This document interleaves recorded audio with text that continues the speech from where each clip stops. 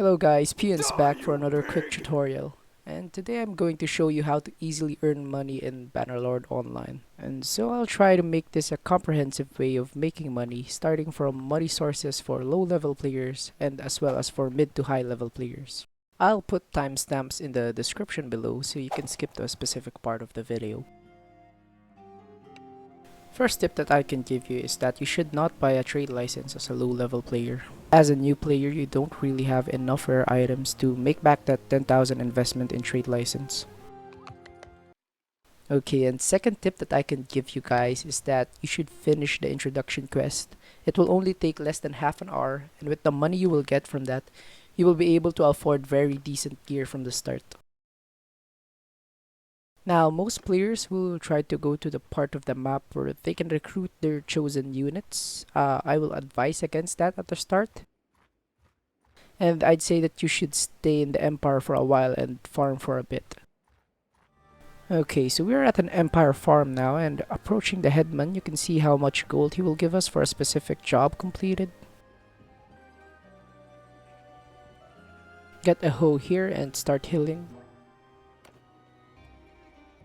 And I recommend you put your crops near the shed so you can reach the tools and drop off point easily. I usually do batches of 10 to 15 crops, and ideally you will stop farming at around 10 to 15,000 gold.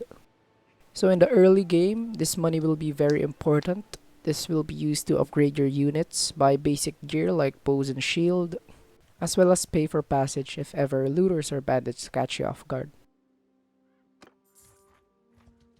And the second good money source for low level players is doing arena tournaments. I suggest that you find a town with no players and fight with the AI as they are easier to defeat. Every time you win, you get around 150 gold, and fights last very short, so this can be spammed quite easily. This also levels up your athletics and weapon skills, so it can be very helpful at the start. If you get lucky, you can spawn in close to cover, which you can use to exploit the AI, like how I'm doing here. Okay, so before we can move on to the next stage, we will need to focus on grinding your leadership skills up and upgrading some of your units.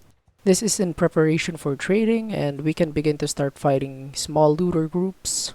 You will need to grind your leadership skills up to around a level that allows you to have 25 men, which you can start to also level up to around tier 3. The 15,000 gold that you got before from farming will go towards upgrading your units and replenishing those who died. And you can also sell all the loot that you get from the fight to the artisan. You will sometimes get caught by larger stacks, and this is when your saved up gold will come in handy. You can choose to pay off the enemy so that you don't get wiped, or you can run inside a village to hide. Okay, so the next stage we will be focusing on trading, and you will need around 25 men and 15 to 20,000 gold to begin to trade. Firstly, you should buy yourself a mule, and I suggest you skip the old mule entirely as the added carry weight of the new mule is necessary. And you won't need to re-buy a better mule in the future. Remember that you can only bring one mule if you don't have any trade perks, and so be sure that you have these perks if you're going to buy more than one. Next is we need to choose a town that is close to each other. You can do Jakulan to Galend or Dunglanis to Carbanset. They are all good places to do trade, but this time I'm doing the Nustica to Hassenfolk. I recommend that you do trade for a while until you get around 40 trade skills and are able to have 3 mules.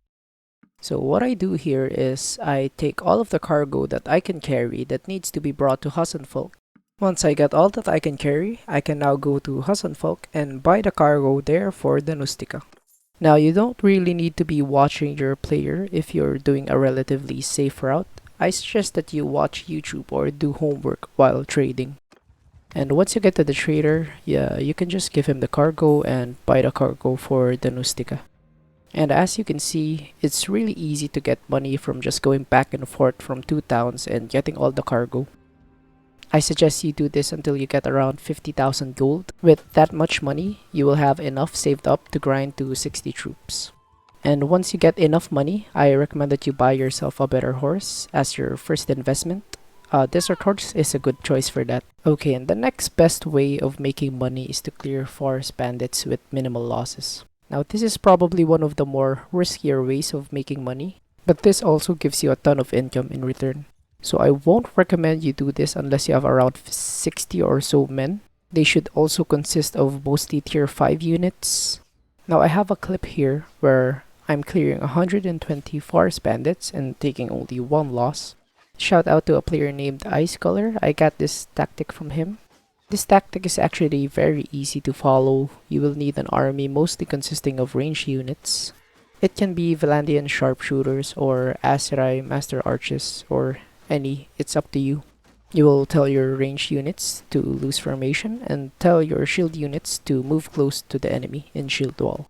These units should be expendable, and so I suggest using Imperial Infantry. So the most important part of this tactic is that your shield units should get the aggro of all the archers. So your shield units will absorb most of the arrows and your ranged units will do the damage. I'll just let the battle play out so that you guys can see what I do.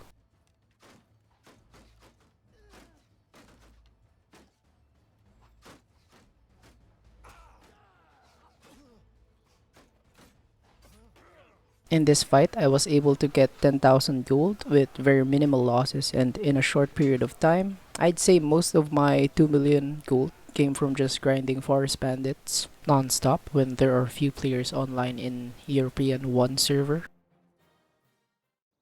You can also try and scalp during Wondrous events and sell items at a higher price, but tactics like that usually are frowned upon by the community.